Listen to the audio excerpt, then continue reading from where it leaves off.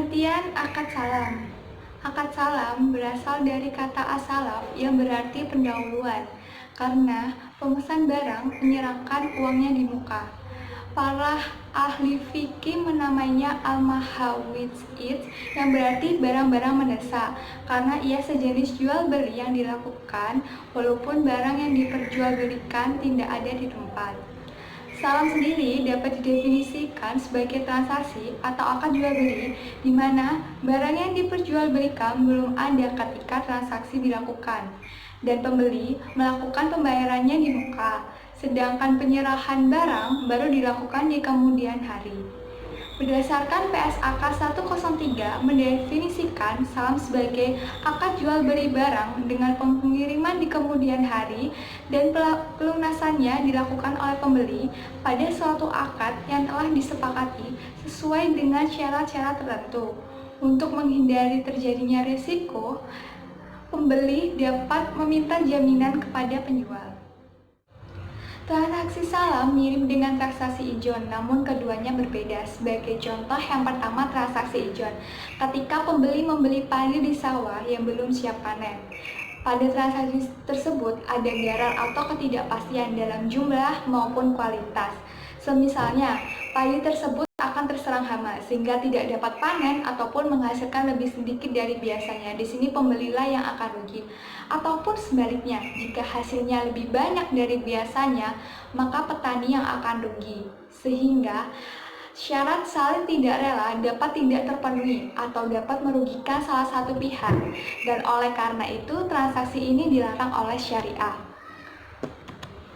Akad salam, contohnya, misalnya, pembeli memesan beras tipe A sebanyak 2 ton dengan harga 5.000 per kilogramnya dan diserahkan 4 bulan ke depan atau pada waktu panen dengan dibayar di muka.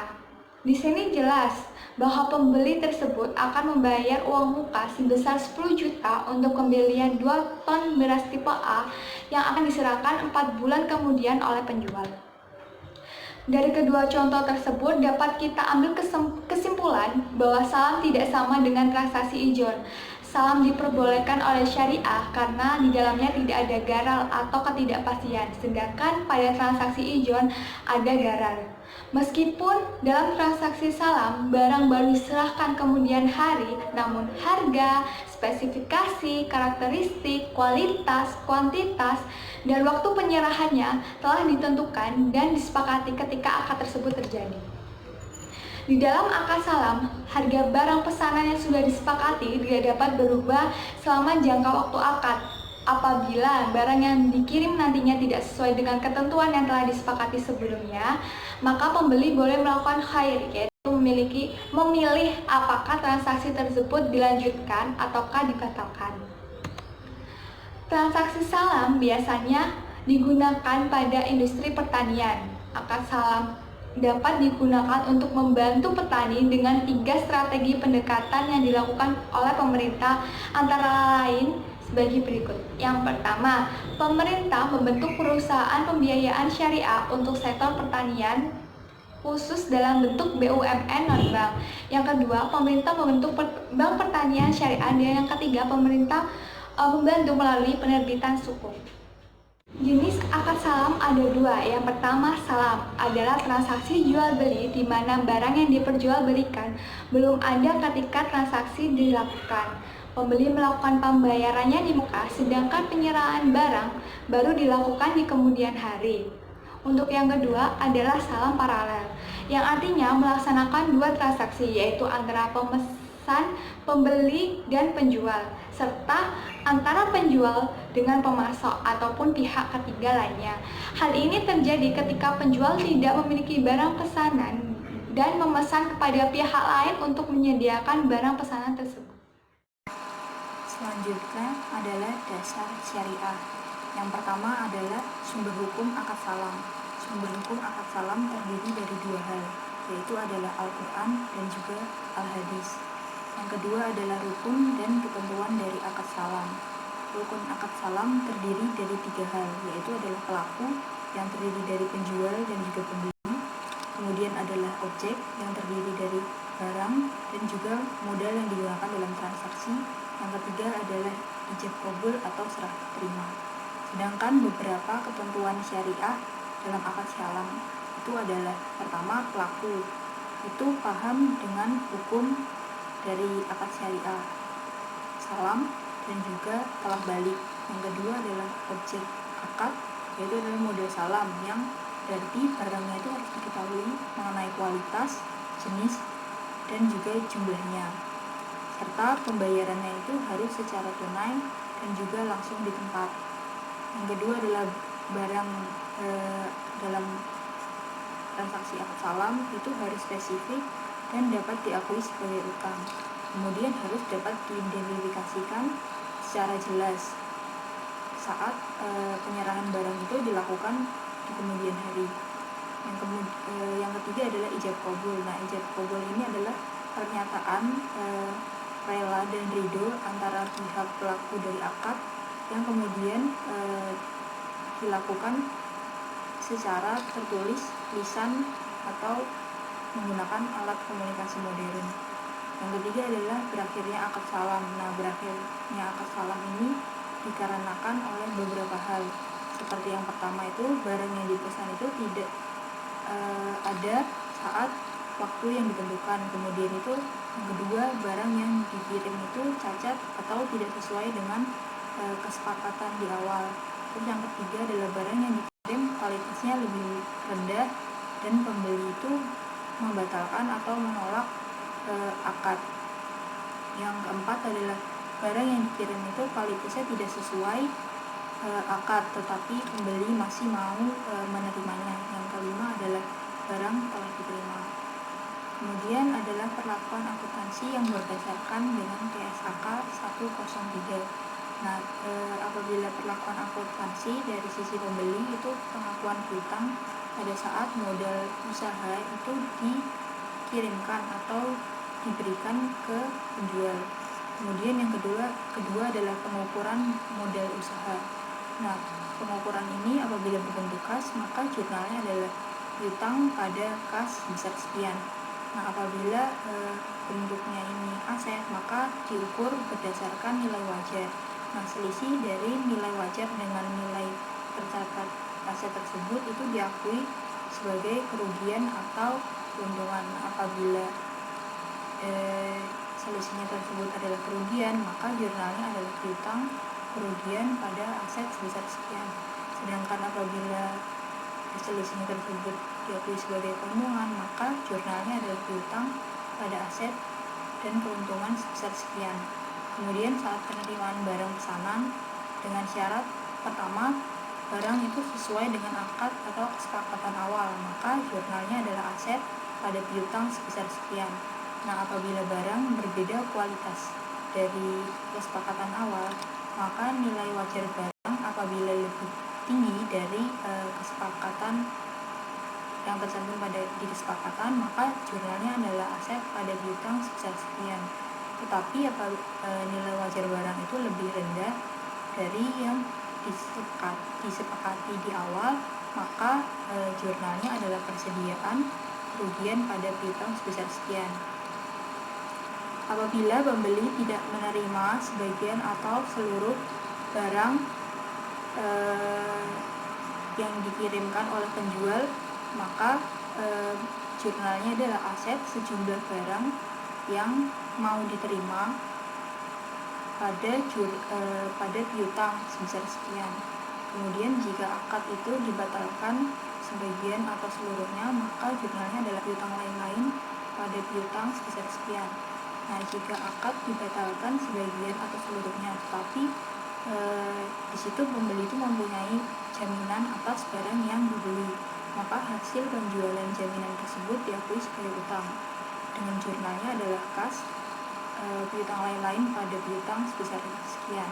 Nah, jika ada selisih jaminan lebih besar dari nilai yang disepakati dari piutang, maka selisih itu menjadi hak milik penjual dengan jurnal kas pada utang penjual dan piutang sebesar sekian.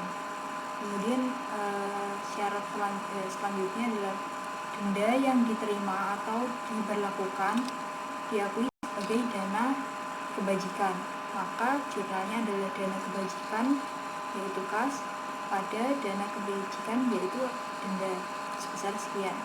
Terus untuk penyajian perlakuan akuntansi dari sisi pembeli itu, pembeli menyajikan modal usaha yang diberikan kepada penjual, yang diberikan sebagai piutang.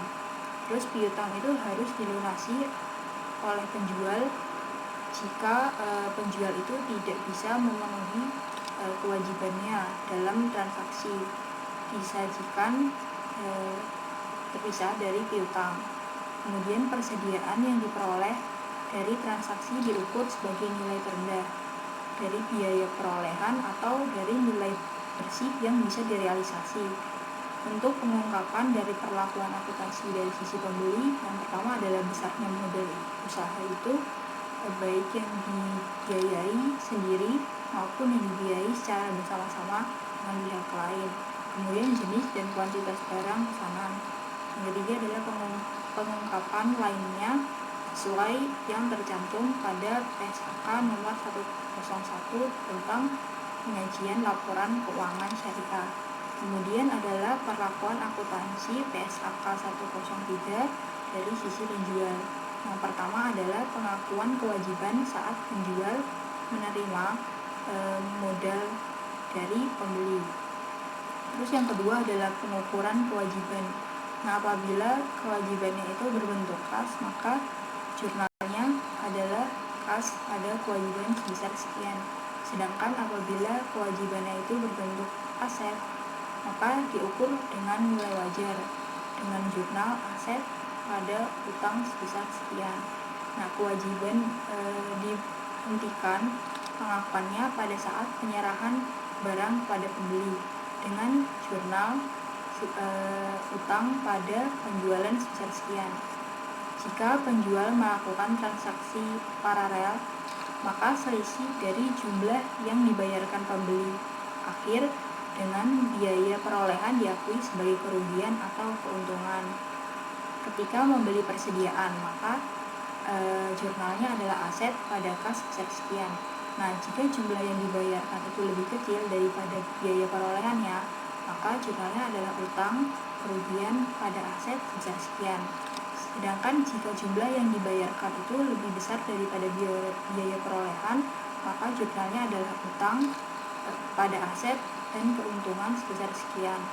Nah, pada akhir periode pelaporan itu, persediaan yang diperoleh melalui transaksi diukur berdasarkan nilai terendah dari biaya perolehannya atau nilai bersih yang bisa direalisasi.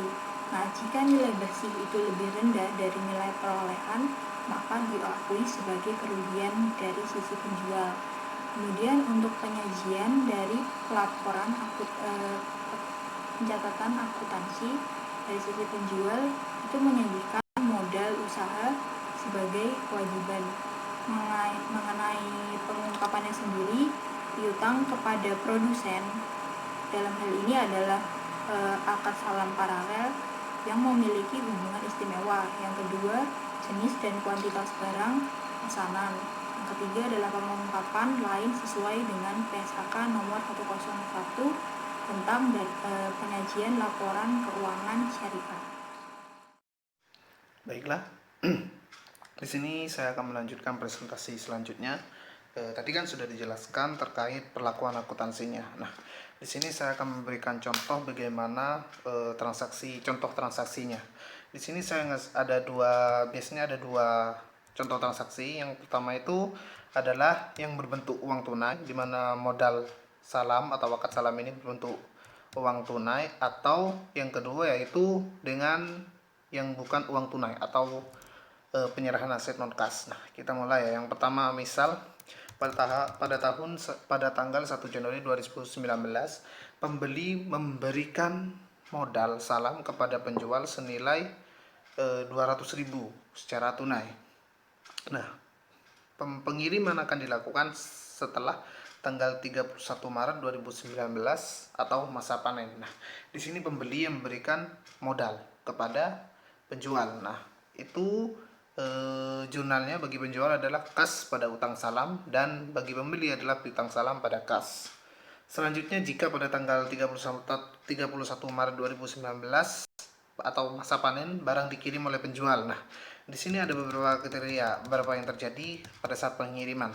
Yang pertama, barang yang dikirim sesuai akad dan barang yang dikirim tidak sesuai akad.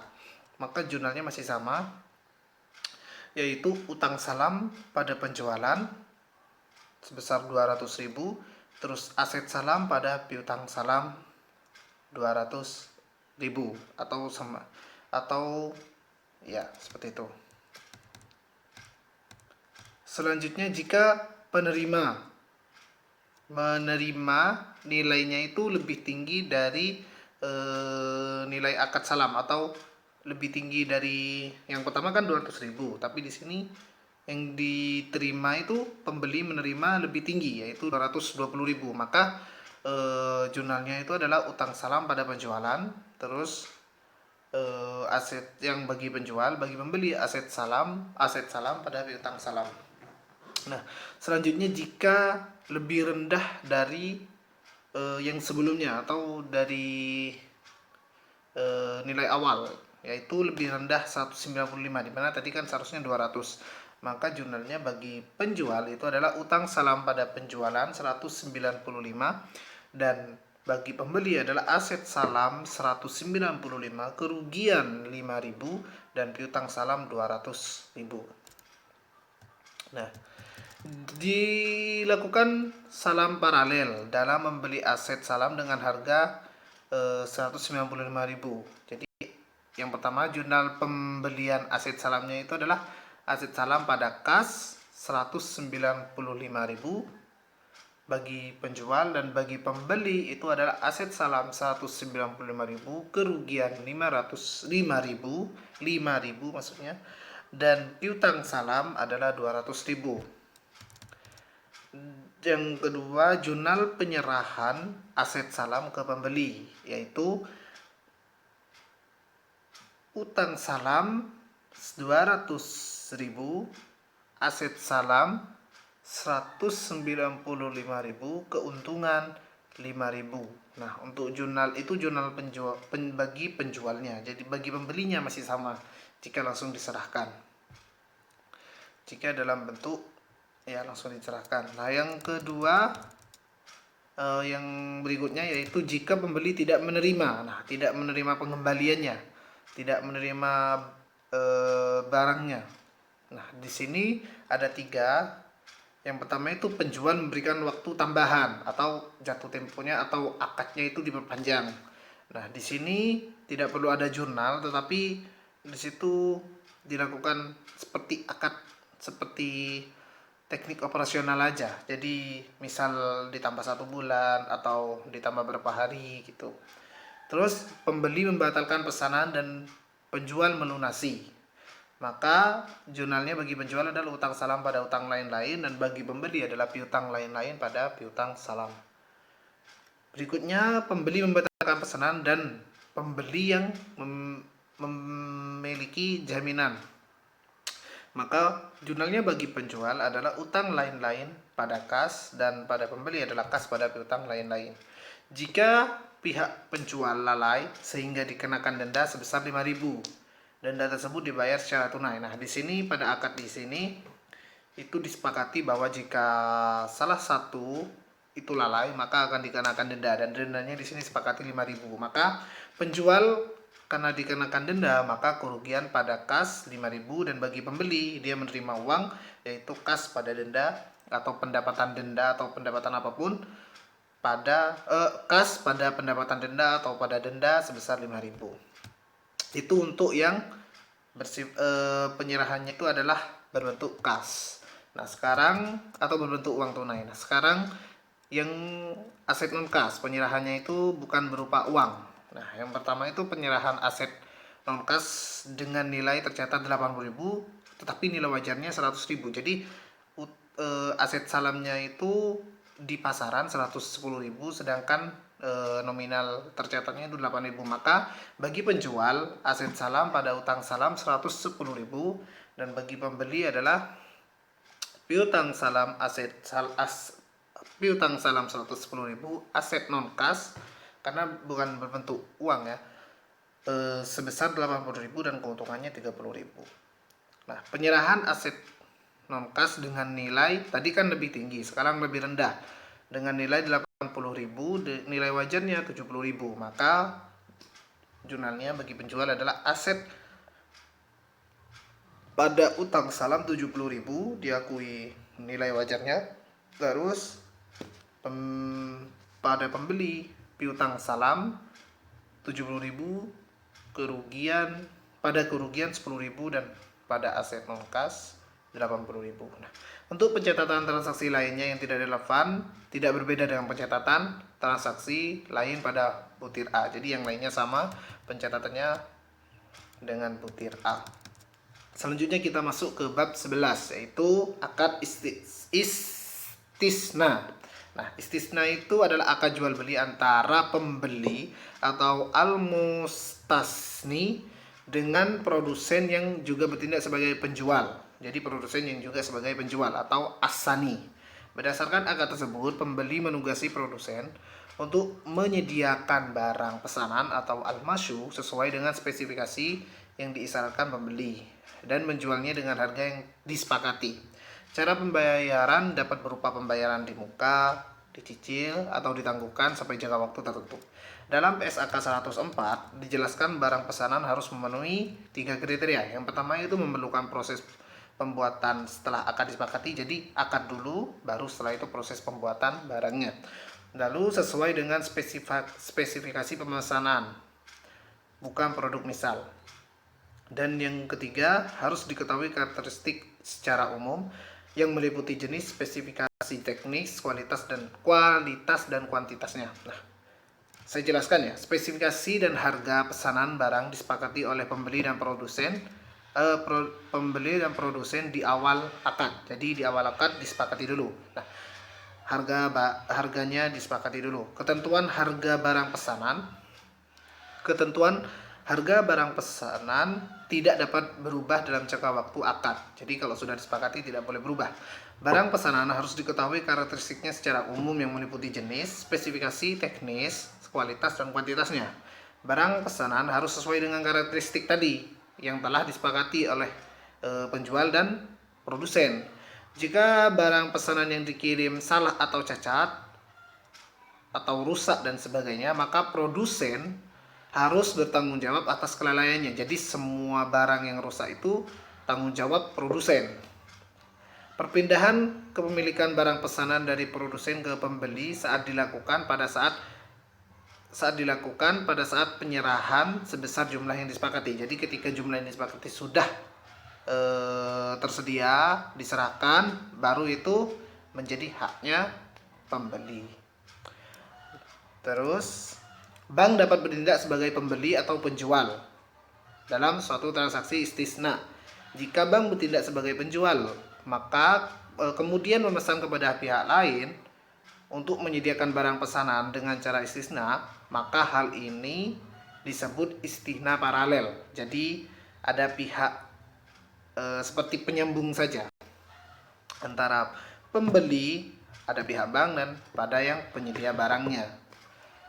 Terus istisna paralel dapat dilakukan dengan syarat. Yang pertama, akad kedua antara bank dan subkontraktor. Subkontraktor tadi itu yang menyediakan barangnya atau produsennya, terpisah dari akad pertama antara bank dengan pembeli akhir. Jadi ada dua akad bagi pihak bank. Bank berakad dengan si produsen dan bank berakad juga dengan pembeli. Sebelumnya harus dengan membeli, baru setelah itu dengan produsen. Terus akad kedua dilakukan setelah akad pertama. Jadi akad pertama tadi harus dengan membeli, baru setelah itu akad kedua dengan produsen. Tidak boleh dengan produsen dulu baru dengan pembeli. Terus selanjutnya ya, pada dasarnya istisna tidak dapat dibatalkan. Jadi istisna itu tidak dapat dibatalkan, tapi bisa dibatalkan jika memenuhi kondisi berikut. Nah, yang pertama itu kedua belah pihak setuju untuk menghentikannya. Jadi harus dua-duanya setuju untuk menghentikannya. Entah apapun alasannya, apakah barangnya tidak sesuai dan sebagainya, baru itu bisa dihentikan berdua. Jadi kedua belah pihak, antara produsen dan pembeli. Terus bagaimana kalau dengan yang bank tadi? Maka kembali, jadi antara pembeli dengan bank bisa membatalkannya jika keduanya sepakat, dan bank dengan produsen bisa membatalkannya jika kedua sepakat. Jadi kalau seumpamanya bank dengan produsen batal nih, tidak jadi, tapi dengan pembeli harus tetap jadi. Jadi dia harus mencari produsen lainnya. Begitupun sebaliknya. Yang kedua, akad batal demi hukum karena timbul kondisi hukum yang dapat menghalangi pelaksanaan atau penyelesaian aset. Jadi jika berkaitan dengan hukum, akad itu bisa dibatalkan. Seperti itu. Selanjutnya saya berikan kepada penyaji berikutnya. Terima kasih. Assalamualaikum warahmatullahi wabarakatuh. Saya adalah Si Pratiwi NIM 1089 akan melanjutkan presentasi dari rekan saya sebelumnya, tapi sebelumnya kita akan ulas sedikit. Nah, tadi udah pada paham belum apa sih itu akad istisna? Oke, karena ada yang masih bingung atau enggak. Nah, sini saya akan tampilkan di atas sini. Nah, akad istisna itu merupakan suatu akad yang terjalin antara pihak pembeli dan juga penjual. Nah, pihak pembeli ini melakukan pemesanan. Pemesanannya itu berupa itu kayak custom gitu. Nah, kalau kita menyebutnya anak-anak gaul itu custom. Nah, custom suatu barang kepada pihak produsennya. Jadi itu aku pengen barang kayak gini gitu. Nah, itu yang dinamakan akad istisna, dan itu disetujui sama pihak produsennya sebagai pihak yang membuat seperti itu.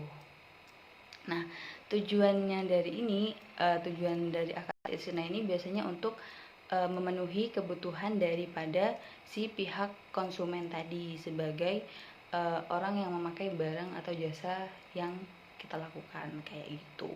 Nah, jenis-jenis dari akad istisna itu sendiri itu ada dua, yaitu yang pertama istisna, yang kedua itu adalah istisna paralel. Nah, saya akan tampilkan juga di sini di atas. Nah, istisna, akad istisna dan juga istisna paralel itu apa sih bedanya? Nah, untuk tahu bedanya kita harus tahu dulu apa sih pengertian dari istisna dan istisna paralel itu apa gitu kan. Nah, istisna itu akad jual beli dalam bentuk pemesanan atau pembuatan barang di mana persyaratannya itu telah disepakati antara penjual dan pembeli. Nah, penjual dan pembelinya itu langsung contohnya saya ingin pesan kerudung kayak gitu. Nah, saya langsung ke penjualnya kayak gitu, langsung ke penjualnya. Nah, ini jadi secara langsung kayak gitu. Jadi saya langsung pesan ke penjualnya langsung menyanggupi kayak gitu. Nah, di sini juga ada skemanya kan, bisa kalian lihat. Nah, itu skemanya itu ada angka 1, 2, dan 3. Nah, keterangannya itu pihak pembeli itu melakukan akad kepada pihak penjual. Nah, ini saling melakukan akad. Habis itu barang dan jasa dari penjual diberikan kepada pembeli, dan pembeli memberikan imbalan hasil kepada penjual seperti itu. Nah, untuk jenis yang kedua ini yaitu adalah istisna paralel. Apa sih bedanya sama istisna yang tadi gitu kan? Nah, istisna ini merupakan suatu akad di mana untuk memenuhi pesanan dari si pemesan atau kita sebagai pembeli. Nah, penjual ini karena dia nggak bisa memenuhi, jadi dia melakukan kerjasama dengan pihak ketiga, istilahnya pihak ketiga. Nah, pihak ketiga ini yang bisa menyelesaikan pesanan kita, tapi kan kalau kita kan nggak tahu pihak ketiganya siapa, jadi kita melakukan pemesanan ke pihak kedua. Contohnya itu gini, contohnya kerudung. Saya pengen pesan bahan yang ceruti gitu. Nah, cerutinya nggak ada nih gitu kan. Cerutinya saya pengennya itu segi 5 gitu kan. Nah, adanya kan segi 4. Nah, biasanya itu kita tuh melakukan kerjasama kayak gitu, kerjasama sama pihak X katakanlah gitu. Nanti saya pesan ya gitu, nanti saya, karena itu teman saya, oke lah nanti saya berikan, saya buatkan seperti itu. Nah itu bedanya kayak gitu. Nah untuk skemanya kalian bisa lihat di sini. Nah jadi kan kalian bisa tuh ada bandingannya itu apa sih gitu kan.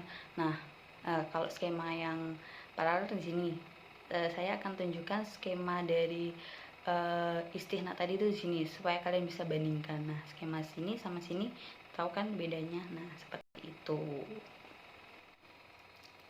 Nah untuk yang saya akan menjelaskan mengenai apa dasar-dasar syariah dari akad istisna itu sendiri.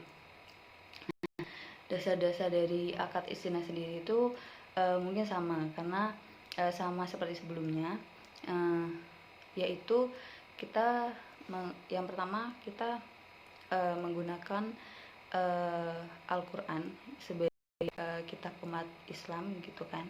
Yang kedua kita menggunakan sabda-sabda Nabi.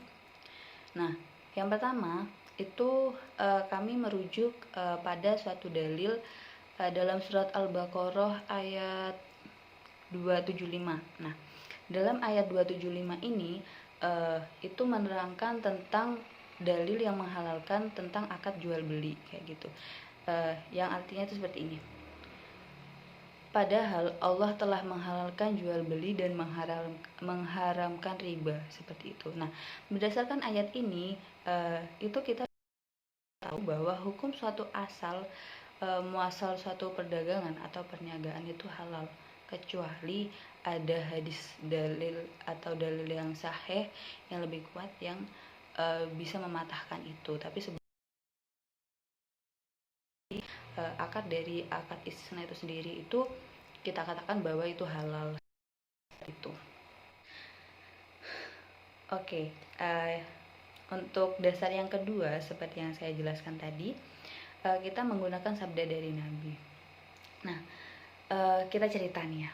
Dulu diriwayatkan oleh sahabat Nabi yang bernama Anas radhiyallahu anhu. Pada suatu hari Nabi itu hendak menuliskan surat. Ini ditujukan kepada raja non Arab gitu kan, raja non Muslim seperti itu. Nah, raja di wilayah non Arab ini tidak menerima suatu surat ataupun undangan tanpa adanya suatu stempel resmi seperti itu.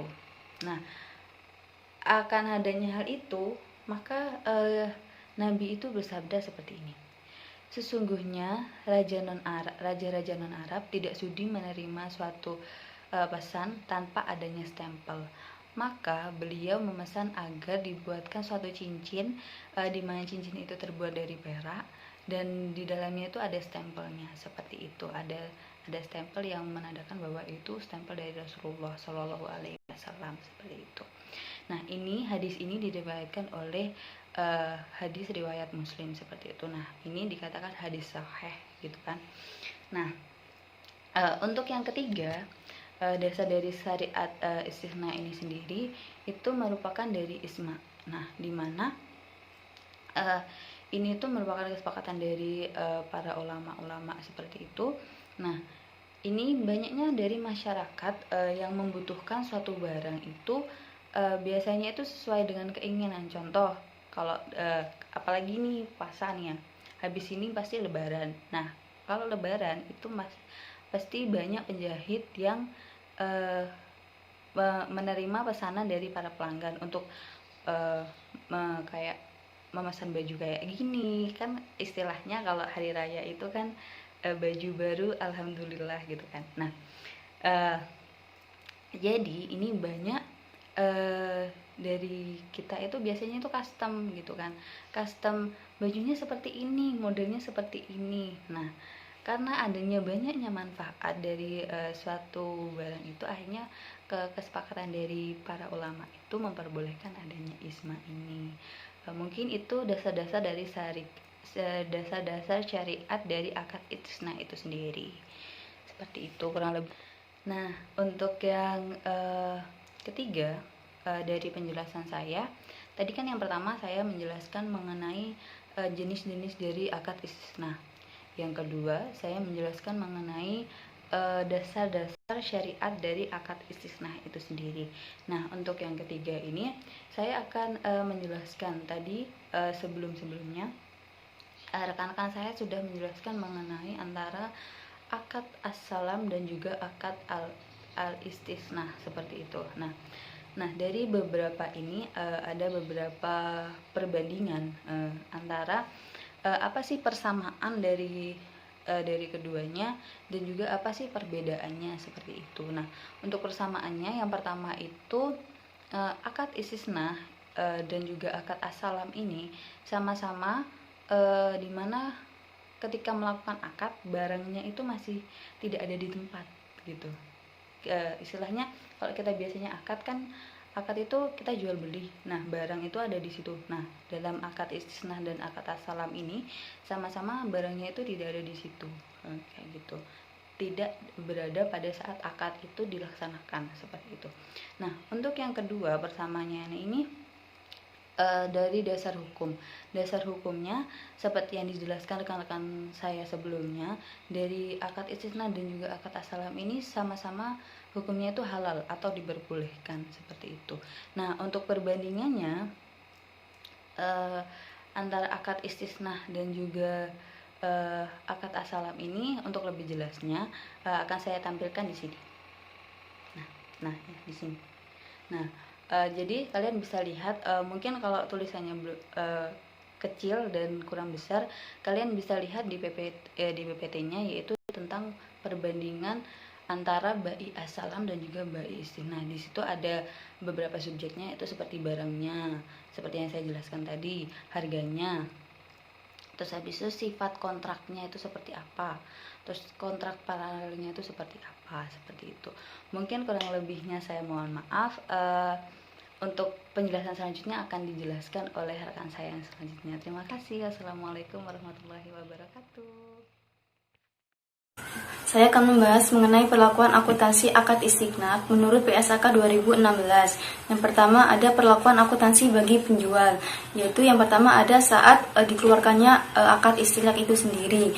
Jurnalnya adalah aset istighnaq dalam penyelesaian pada persediaan utang atau kas.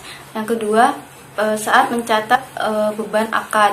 Di sini ada 3 jurnal. Yang pertama saat beban itu dikeluarkan, yang kedua saat akad itu disepakati, yang ketiga saat akad itu tidak disepakati. Yang pertama saat dikeluarkannya biaya akad. Jadi jurnalnya adalah biaya pra-akad ditangguhkan pada kas. Yang kedua yaitu saat akad itu disepakati, jurnalnya adalah beban istighnaq pada biaya pra-akad ditangguhkan. Yang ketiga saat akad itu tidak disepakati, maka jurnalnya yaitu beban pada biaya pra-akad ditangguhkan. Yang ketiga, untuk mencatat pengakuan pendapatan, maka jurnalnya adalah aset istighnaq dalam penyelesaian dan beban istighnaq pada pendapatan istighnaq. Yang keempat, saat melakukan penagihan kepada pembeli, maka jurnalnya adalah piutang istighnaq pada termin istighnaq. Yang kelima, saat diterima tagihan dari pembeli, maka jurnalnya adalah kas pada piutang usaha. Yang keenam, saat mencatat keuntungan pembuatan barang pesanan apabila akad istighnaq dilakukan secara tunai, maka jurnalnya adalah aset istighnaq dalam penyelesaian dan beban istighnaq pada pendapatan istighnaq. Yang ketujuh, untuk mencatat selisih antara nilai akad dan nilai tunai pada saat penyerahan diakui selama periode pelunasan secara proporsional sesuai dengan pembayaran, maka jurnalnya ada 2. Yang pertama saat penandatanganan akad, yang kedua saat pembayaran dan pengakuan pendapatan atas selisih nilai. Yang pertama yaitu saat penandatanganan akad. Jurnalnya adalah piutang istighnaq pada pendapatan istighnaq tangguh. Yang kedua yaitu saat mencatat pembayaran dan pengakuan atas pendapatan selisih nilai. Jurnalnya yaitu pendapatan istighnaq tangguh dan piutang istighnaq pada pendapatan akad istighnaq dan kas. Yang kedua, perlakuan akuntansi bagi pembeli, yaitu yang pertama saat mengakui aset istiknak dan mengakui utang usaha kepada penjual. Jadi jurnalnya adalah aset istiknak dalam penyelesaian pada utang kepada penjual. Yang kedua, saat mencatat selisih antara harga beli yang disepakati dalam istikna tangguh dan biaya perolehan tunai diakui sebagai beban istikna tangguh. Jadi jurnalnya adalah aset istina dalam penyelesaian dan beban istina tangguh pada utang kepada penjual. Yang ketiga, mencatat beban istiknak. Jadi jurnalnya adalah beban istiknak pada beban istiknak tangguh. Yang keempat, saat pencatat pembayaran utang. Jurnalnya yaitu utang kepada penjual pada kas. Yang kelima, saat mencatat kerugian pembeli. Jurnalnya adalah piutang jatuh tempo kepada penjual pada kerugian aset istikna. Yang keenam, untuk mencatat apabila pembeli menolak barang pesanan karena tidak sesuai spesifikasi dan tidak menerima kembali sejumlah uang yang telah ia bayarkan, maka jurnalnya adalah piutang jatuh tempo kepada penjual pada aset istikna dalam penyelesaian. Yang ketujuh, saat mencatat selisih apabila pembeli menerima barang pesanan yang tidak sesuai dengan spesifikasi dan selisih yang terjadi nantinya akan diakui sebagai kerugian pada periode berjalan, maka jurnalnya adalah aset istikna dalam penyelesaian dan kerugian pada aset istikna dalam penyelesaian.